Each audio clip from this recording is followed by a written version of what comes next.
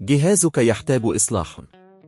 نوفر تشخيصا مجانيا بدون مكالمات أو تنقل، نستلمه من بابك ونرجعه إليك.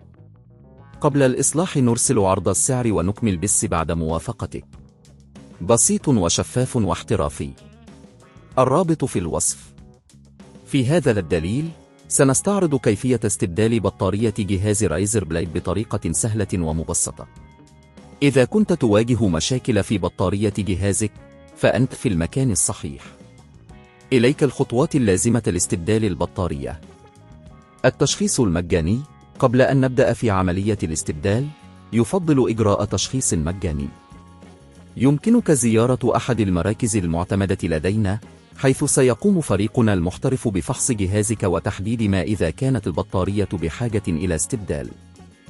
الخدمة المنزلية. إذا كنت لا تستطيع الحضور إلى المركز لا تقلق، نحن نقدم خدمة الاستلام من المنزل. يمكنك الاتصال بنا لترتيب موعد لاستلام جهازك من منزلك، وسنقوم بإعادته إليك بعد إجراء الإصلاح. التكلفة. قبل البدء في عملية الاستبدال سنقوم بإبلاغك بالتكاليف المتعلقة بالخدمة. عادة ما تتراوح أسعار بطاريات رايزر بلايد بين 50 و100 دولار أمريكي، اعتمادا على الطراز والسوق. الأدوات المطلوبة. تأكد من أنك تمتلك الأدوات اللازمة لاستبدال البطارية، مثل مفكات صغيرة وملاقط وأدوات فصل. فتح الجهاز. ابدأ بإيقاف تشغيل الجهاز وفصل كابل الطاقة. استخدم المفك لفك المسامير الموجودة في الجزء السفلي من الجهاز. احرص على وضعها في مكان آمن حتى تتمكن من إعادة تركيبها لاحقا. فصل البطارية القديمة. بعد فتح الجهاز ابحث عن البطارية. ستجد أسلاك البطارية متصلة باللوحة الأم. استخدم الملاقط لفصل هذه الأسلاك بعناية. تركيب البطارية الجديدة.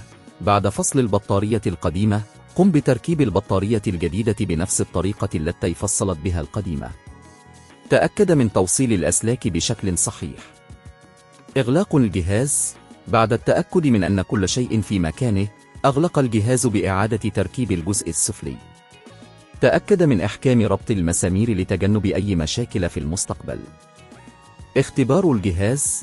قم بتشغيل الجهاز وتأكد من أن البطارية الجديدة تعمل بشكل صحيح. إذا لاحظت أي مشاكل يمكنك العودة إلينا للحصول على الدعم. بهذه الخطوات البسيطة يمكنك استبدال بطارية جهاز رايزر بلايد بنفسك أو الاستعانة بخدماتنا المتخصصة.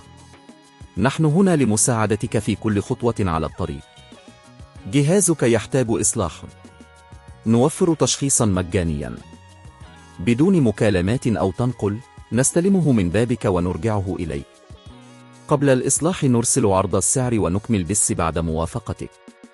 بسيط وشفاف واحترافي. الرابط في الوصف.